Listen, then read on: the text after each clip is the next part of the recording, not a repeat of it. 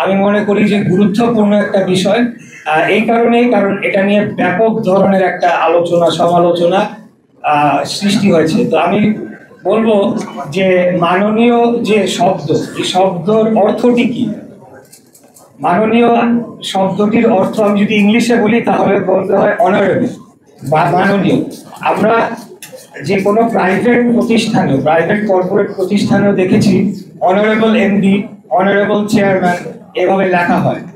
অতএব এই মাননীয় শব্দটাকে নিয়ে যে এত কথা হয়েছে, এর মাধ্যমে মূল যে বিষয়টা, এই সরকার যে সংবিধান লঙ্ঘন করেছে, এই সরকার যে বাংলাদেশের সর্বোচ্চ আদালতকে অবমাননা করেছে, বাংলাদেশের জনগণের যে আন্দোলন, যে ত্যাগ তিতিক্ষা, সেটাকে বৃদ্ধাঙ্গুলি দেখিয়েছে, ভোটাধিকারকে বৃদ্ধাঙ্গুলি দেখিয়েছে, সেটি করা হয়েছে এই একটি শব্দের মাধ্যমে।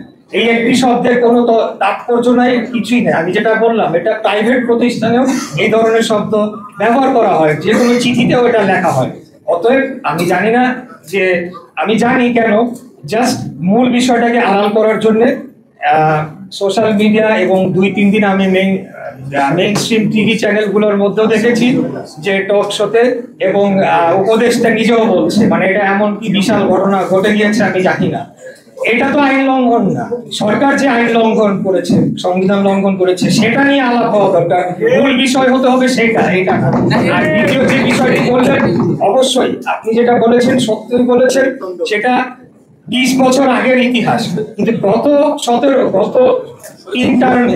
15 বছরে তার কর্মকাণ্ড কি ছিল, সেটির উপর ভিত্তি করে সে দোষর হতে পারে কিনা, সেই প্রশ্নটি আমি আপনাদের কাছে রাখতে চাই। 30 বছর আগে, 5 বছর আগে কি ভূমিকা রেখেছে, সেটা নিয়ে তো আপনি জাস্টিফাই করতে পারবেন না। ধন্যবাদ সবাই।